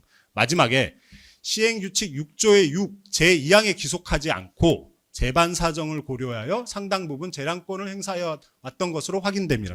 요 수사 보고서를 잠깐 말씀드리면 저희가 증거 개시 신청을 해서 어렵게 받았던 그 수사 보고서입니다. 즉 결론적으로 말씀드리면 이 신청의 경우에 시행규칙 제6조의 6에 기속되지 않고 재량권을 행사했던 사실을 특검도 분명하게 인식하고 있습니다. 저기 나와 있는 사유를 조금만 저희가 더 분석해서 말씀드립니다. 신청인의 수사 협조 여부입니다. 이종섭은 3월 7일 날 직접 출석을 했고 물론 교체된 휴대폰이긴 하지만 제출을 했습니다. 두 번째 수사 진행 상황은 특검은 2차례 압수수색 영장이 기각된 상황에서 3월 4일까지 소환 조사조차 하지 않았습니다. 연령은 이종섭의 경우에는 60세였고 가족들 모두 국내에 귀국한 상황에서 어쨌든 국가에서 국방부 장관으로 재임했던 사람입니다. 출국 목적은 당연히 공관장 취임이었고요. 체류 기반은 공관에서 제공하는 곳에 있습니다. 그다음에 수사기관의 출국금지 연장 계획이 있는데요. 말씀드린 것처럼 공수처에서는 사임하고 나서 2025년 6월 특검이 출범할 때까지도 전혀 출국금지를 다시 실시하지 않았습니다. 자, 그러면 결국 결론적으로는 본건 이의 신청의 인용은 규칙 제6조의 5, 제6조의 6권을 모두 충족하고 있고 기존 인용 사례도 그대로 부합하는 것입니다. 마지막으로 직권남용 표지의 부존재에 대해 말씀드렸습니다. 특검에서는 심의위원회의 결론이 정해져 있어 절차가 형해화되었다고 말씀하고 있습니다. 결국은 결론적으로 구체적인 절차 위반 사항을 특정하거나 밝히지는 못하고 계신 것으로 보입니다. 공수처에서 3월 4일 날 신청한 출국금지 연장 신청에 대한 신청서 내용인데 조금만 봐주셨으면 좋겠습니다. 저기 보면 공수처는 호주 대사로 당시 임명됐다는 사실을 전혀 기재하지 않습니다. 그리고 심지어 어떻게 기재하고 있냐면 국내 알 수 없는 장소로의 도주 우려, 이렇게 호주 대사로 가는 사람한테 국내 알 수 없는 장소로의 도주 우려라는 문구를 기재합니다. 무슨 얘기냐면 그냥 관행적으로 신청했다는 겁니다. 기계적으로 신청했다는 겁니다. 그러면 절차가 형해화됐느냐 보면 출입국 업무 담당자들의 진술입니다. 장 차관의 의사를 전달받은 사람이 없습니다. 이재유를 제외하고. 특히 차관의 생각에 대해서는 누구도 알지 못합니다. 김정덕 포함 심의위원 4명 모두 다 나는 장 차관의 의사를 전달받은 사실이 없다라고 얘기하고 있습니다. 요건과 절차에 따라 심사를 했다고 하고 있고 위원들이 독자적으로 판단했다고 얘기하고 있습니다. 이재우조차도 2회 피신 조서에서 자필로 이렇게 기재합니다.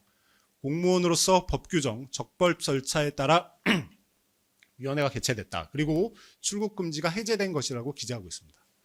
앞에 제가 공수처 신청서를 조금 말씀드리는 게 이었습니다. 공수처가 이제 이종섭이 호주 대사로 부임됐다는 사실을 기재하지 않고 그리고 저기에 하는 바람에 충분한 원래 중요 사안임에도 불구하고 장관에게 보고되는 중요 사안임에도 불구하고 형식적이고 불충분한 심사에 따라서 연장 처분이 이루어졌습니다. 보고가 누락된 사안이고요. 그리고 중요 사안의 경우는 정결 절차가 올라갑니다. 그런데 그 밑에 기타 사안으로 취급돼서 정결 절차가 위반된 건데 결국은 연장 결정 여부에 대해서 심사위에서 요건과 절차에 따라서 실질 심사한 후에 적법한 행정행위로 출국 금지는 해제된 것입니다. 피고인 심우정의 행위에 대해서 조금 말씀드려보겠습니다. 공소장에 기재된 피고인 심우정의 유일한 행위는 저렇게 쓰여 있습니다. 2024년 3월 6일 퇴근 무렵에 이종섭의 이의신청 접수 사실에 대해서 장관 보고하고 장관에게 보고한 다음에 결심을 받은 이재유로부터 사후적으로 이제 그 내용을 전달받는 과정에서 이렇습니다. 대통령이 호주 대사로 임명해서 나가는 것인데 이걸 출국 금지 걸어서 못 나가게 하는 것이 맞습니까? 라고 언급합니다. 일단 피고인은 이 발언 사실 자체를 다투고 있긴 합니다.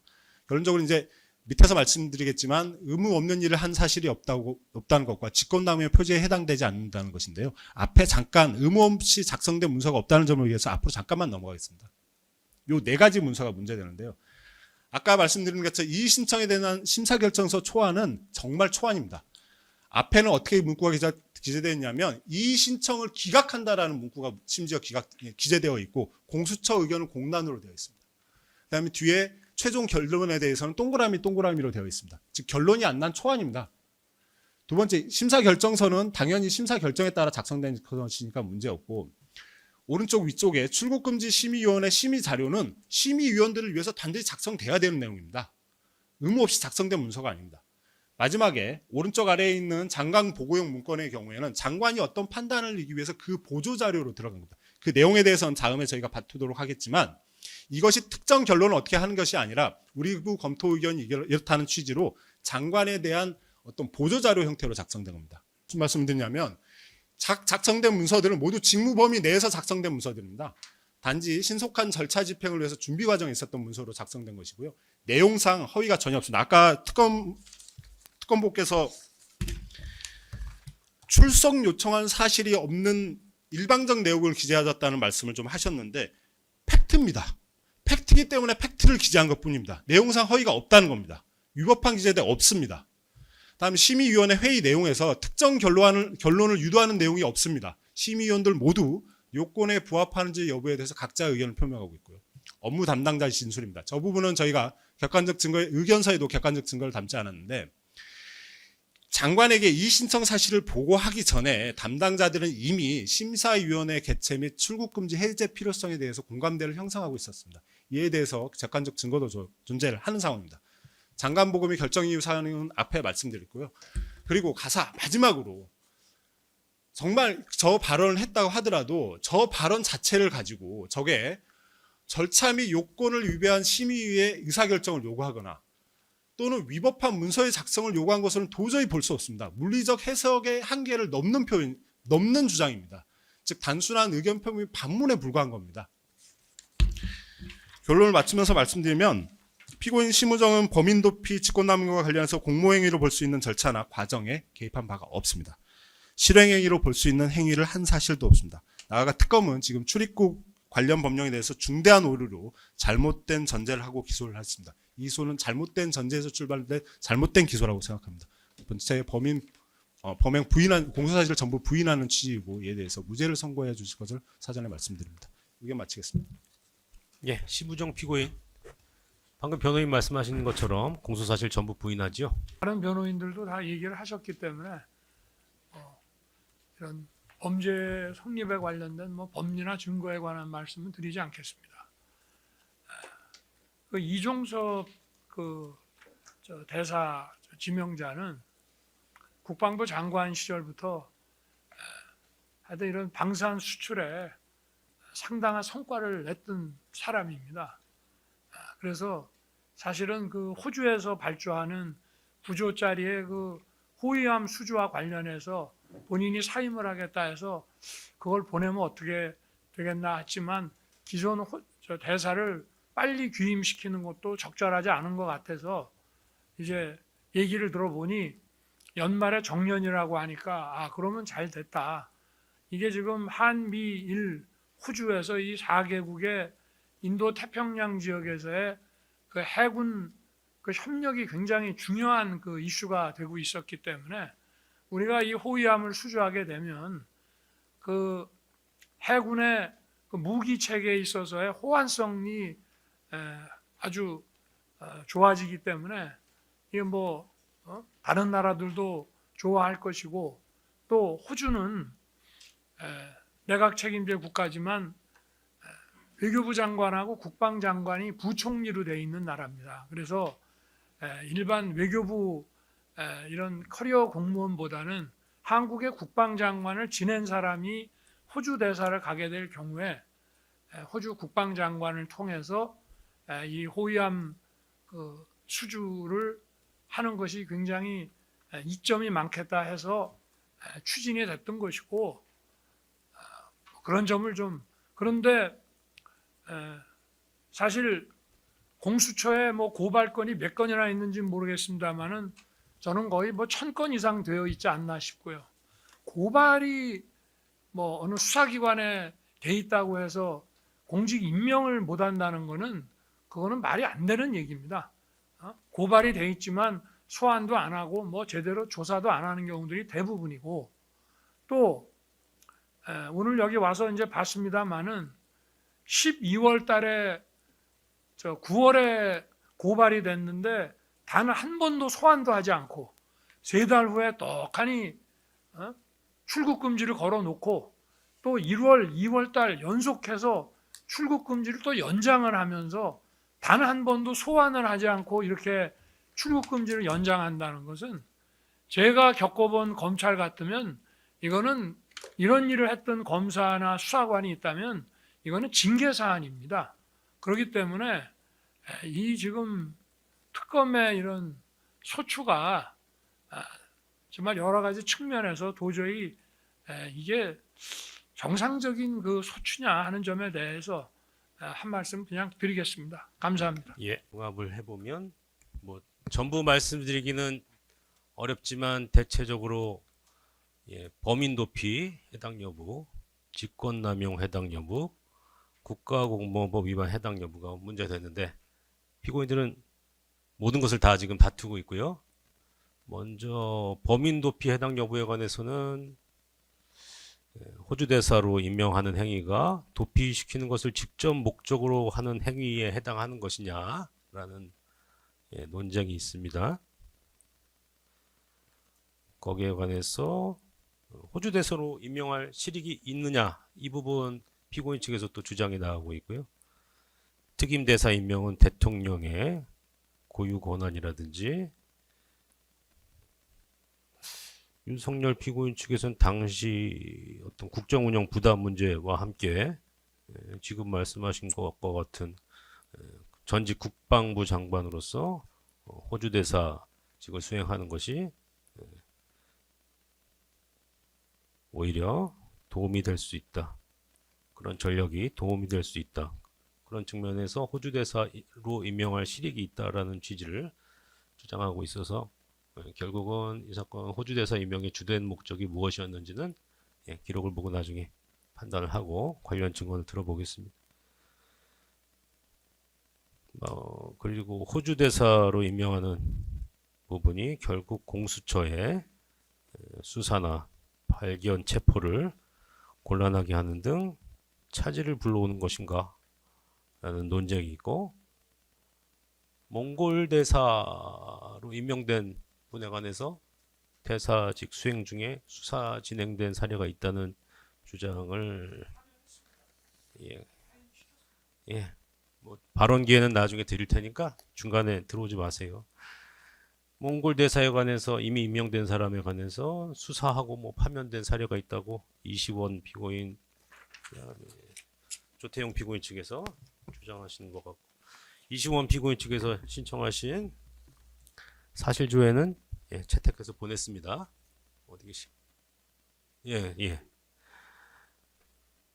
그다음에 범인 도피에 관한 논쟁으로 호주 대사 임명과 같이 행선지나 어떤 소재가 분명한 경우도 범인 도피 행위에 해당할 수 있는가라는 논쟁이 있습니다. 조태용 피고인 같은 경우, 이시원 피고인 같은 경우에는 범인 도피로만 기소가 되어 있는데 실제로 공직기강 비서관으로서 형식적 인사 검증을 한 것에 불과한 것인가, 그에 관해서 대통령으로부터 지시가 있었는가 여부가 쟁점이 되겠습니다. 그 다음, 이 범인 도피를 공소 사실에 따르면 범인 도피 행위를 목적을 달성하기 위해서 일부 피고인은 직권남용, 일부 피고인은 국가공무원법 위반 부분에 관해서 기소가 되었고, 박성재, 심우정 피고인은 각자 지위에서 어떤 고유한 직권남용 행위가 있었다는 취지로 공소를 제기하고 계시고, 주요 골자는 아마 출국금지위원회가 이미 답을 정해놓은 상태에서 형식적으로만 진행된 것이라는 주장을 특검 측에서 하시는 것으로 보입니다. 먼저 직권남용 부분에 관해서 박성재, 심우정 피고인 같은 경우에 2024년 2월 19일, 2월 20일 각 취입을 했기 때문에 그 이후 출국금지 해제 절차만 관여한 것으로 보이고, 그에 관해서 아마 범인을 도피시킨다는 부분에 관한 인식 여부가 증인신문 등을 통해서 판가름 나야 할 것입니다. 그에 관해서 대통령으로부터 지시를 받은 것인지 여부도 확인해 보겠습니다. 그리고 실제로 출국금지 해제를 함에 있어서 출국금지 심사위원들에 대해서 어떤 압력 행사가 있었던 것으로 볼 수 있을 것인지, 그리고 특검에서 주요하게 주장하시는 바와 같이 출국금지 심사위원회가 실질적으로 직무 본래 수행으로 평가할 수 없을 정도로 형해화된 것인지 한번 살펴봐야 될 것이고, 그다음에 심우정 피고인 측에서 어제 의견서를 통해서 종전에 특검 의견서를 지금 반박하신 바와 같이 당초 출입국관리법 시행규칙 6조의 6 요건에 따른 해제가 아니고 이의신청에 따른 6조의 5 규정에 따른 해제라는 취지로 주장하고 있습니다. 이 부분은 한번 확인해 보시고 나중에 한번 말씀을 해 주시죠. 6조의 6은 장관이 직권으로 출국금지를 해제하는 경우에 관한 것이고, 6조의 5는 당사자가 이의신청을 하면 관련 절차를 거쳐서 사유가 있으면은 해제하는 그런 절차로 보입니다. 6조의 5 같은 경우에 오히려 더 개방적으로 규정하고 있는 것으로 보여서 어떻게 보면 재량의 범위가 더 넓다는 말씀을 하시는 것 같아요. 그렇죠? 네? 유지를 할 수 있는 사유가 더 좁아진다? 그런 취지로 주장하시는 건가요? 상당히 개방적이기 때문에 개방적이고 여러 사정을 고려해서 판단을 한다는 말씀. 그와 한편 6조의 원칙에 따라서 특별한 사정이 없으면 해제해 줘야 된다는 그런 주장이시죠. 계속 생각해 보겠습니다. 그게 피고인에게 유리한 주장인지는. 결국은 준비 절차에서도 계속 말씀을 드리겠지만 이 출국금지 심사위원회를 통한 출국금지 해제는 그 자체로만 놓고 아마 판단하는 것은 이 사건의 본질을 좀 벗어나는 것으로 보이고요.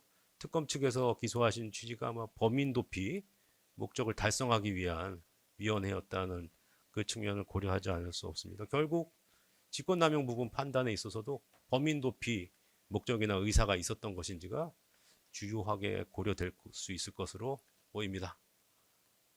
준비 절차에서도 말씀드린 것처럼 아마 이 부분은 범인 도피 해당 여부에 따라서 판가름이 지워질 수도 있고 뭐 한번 계속 생각은 해보겠습니다만 일단 드는 생각은 그렇습니다. 범인 도피 이런 범인 도피와 같은 불법적인 목적으로 어떤 절차적인 요건만 갖춘 것에 불과한 것인지 아니면 실질적인 어떤 출국 금지를 해제할 만한 범인 도피 목적의 호주 대사 임명 이외에 다른 어떤 해제 절차에 관한 실체가 있었던 것인지 아마 그 부분으로 판가름 지어져야 되는 것이 아닌가 생각하고 있습니다. 그다음에 국가공무원법 위반 여부 윤석열, 조태용, 장호진 피고인의 경우 문제가 되는데 이것도 아마 마찬가지 차원에서 한번 논해져야 되는 것이 아닌가 일단 생각을 하고 있습니다. 범인 도피 목적이 맞다면 어떤 영향을 주었을 가능성이 있다고 볼 수도 있겠습니다. 실제로 어떤 영향을 주었는지는 증인신문 등을 통해서 확인하겠습니다. 조태용 피고인이 2023년 12월 31일까지 재임했는데 2023년 12월 31일 이전까지 이 인사에 관여한 행위가 어떤 것이었는지 부당한 영향을 준 것인지 증인신문 등을 통해서 확인해 보겠습니다. 그리고 2024년 1월 16일부터 아마 공관장 자격심사가 이루어진 것으로 보이는데 특검 의견서에 따르면 특임 공관장 같은 경우에도 자격심사 절차를 거치도록 법률이 개정되었고 그에 관해서 외국어 능력, 도덕성, 교섭 능력, 지도력 등을 심사하도록 되어 있고 이종섭 씨가 이러한 요건을 갖추었는지 여부도 살펴보도록 하겠습니다. 그 밖에 이제 공통적으로 이제 공모한 사실이 없다고 말씀하시고 구체적인 가담 행위가 없었다고 다투시는 부분들도 차차 살펴보도록 하겠습니다. 지금 장호진 변호인께서 말씀하시는 부분에 대해서 오히려 변호인께서 하시는 주장 자체만 봤을 때 외교상의 비밀이라던가 국가의 이익, 상대국에 대한 예의 등을 종합적으로 반영해서 임명해야 하는 특임 공관장 자리에 수사 대상자이자 출국 금지 상태에 있는 범인 이종섭을 해외로 도피시키기 위해서 고위공직자들이 조직적으로 범행했다는 이 사건의 엄중함을 오히려 반증하는 것이 아닌가 특검은 그렇게 의견을 드리고요. 중계만 말씀해 주시죠. 예, 그래서 혹시 증인신문을 하면 예. 우리나라의 외교상 이익에 어떤 영향을 줄 것인지 외교상이나 국익에는 어떠한 영향도 미치지 않을 거라는 것이 특검의 주신문에는 의견입니다. 혹시 그런 내용이 없을 예정입니까? 없습니다. 지금 장호진 피고인 측 변호인께서 우려하시는 부분은 아마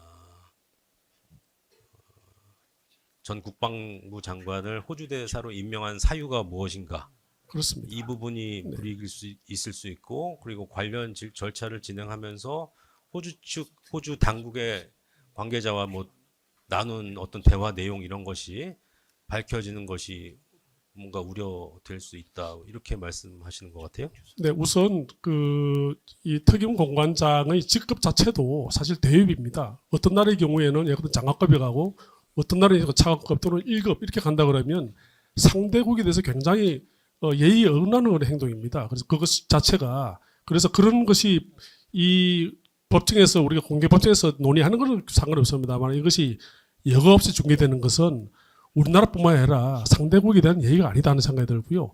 또 특히 인사에 관한 문제이기 때문에 경우에 이야기를 하다 보면 인사의 어떤 여러 가지 기밀이라든지 어떤 대통령의 그 당시의 정책이라든지 이런 것이 여과 없이 노출될 수 있기 때문에 우리나라 국익이 반한다고 생각을 합니다. 그리고 여기서 아까 제가 말씀드린 것처럼 전 정부뿐만 아니라 현 정부에서도 지금 이 특임 공관장을 많이 임명하고 있는 상황입니다. 그래서 이것을 이 법정에서 그 특임 공관장의 임명의 절차라든지 방식이라든지 목적이라든지 이것을 여과 없이 과연 논의하는 것이 맞는 것인가 하는 생각이 듭니다. 반복되고 있는 것 네네. 같아서 제가 네, 그래서 그런 부분 때문에 제가 말씀드린 것입니다. 예, 제가 궁금한 것은 네. 반대 신문 내용 중에 네. 그렇게 국익에 영향을 줄 만한 내용이 포함되어 있는지 그걸 알고 저는 싶어요. 그런 내용이 있을 수 있다고 생각합니다. 지금 준비를 하다 보니까 그런 내용이 있을 수 있습니다.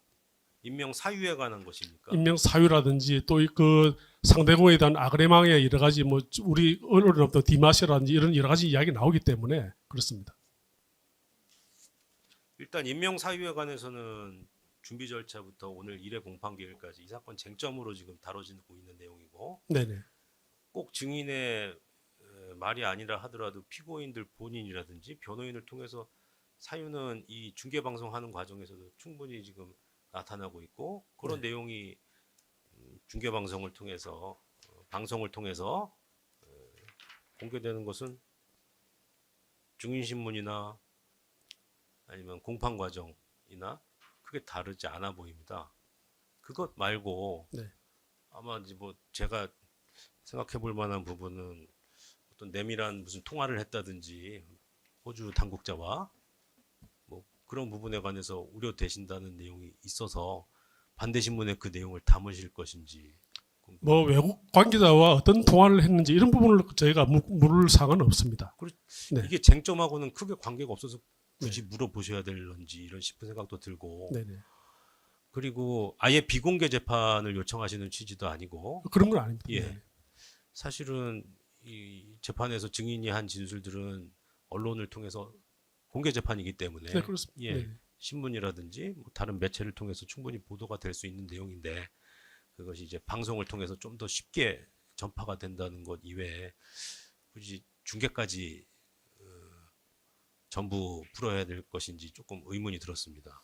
재판장님께서 저기 판단하시는 예. 저희 따르겠습니다만은 하여튼 예. 그런 걸 감안하셔서 한번 결정을 해주시길 바랍니다. 일단은 준비 절차에서 네. 제가 의견을 한번 규합을 했고 그때 말씀을 해주셨으면은 허가 결정하는데 아마 참고를 했을 텐데 그런 말씀들이 없으셔서 일단 중계하는 것으로 생각을 하고 있었고요. 네. 구체적인 증인신문 과정에서 뭐 어차피 저희가 녹화 중계를 하는 입장이기 때문에 부적절하다 싶은 내용은 그럼 질문과 답변을 삭제하는 방향으로 진행을 하면 어떨까 싶습니다. 네, 뭐 재판장님 결정에 따르겠습니다. 가급적 그런 쟁점과 관계가 없다면 좀 질문을 안 넣으시는 게 가장 좋고 네, 네 그렇게 하겠습니다. 네. 뭐 부득이하게 나오는 경우에 한번 뭐 생각을 해보고 보도된 방송으로 보도되는 것이 부적절하다고 판단하는 경우에는 해당 부분만 삭제하는 방식으로 진행을 하겠습니다. 네네 알겠습니다. 당초에 그 증인 반대 신문도 그렇게 길지 않으셔서 네. 아마 그런 문제는 없다고 생각하고 있었는데. 예. 그러면 근데 저희가 이제 막상 황소인에 대한 증인신문을 반드시 준비하다 보니까 생각보다 황소인에서 좀 확인할 게 좀 많이 생겼습니다. 그리고 이 저희가 황소인에서 묻는 사항은 저희 외에는 거의 물을 분이 없기 때문에 그렇습니다. 그 점을 재판장님께서 양해해 주시길 바랍니다.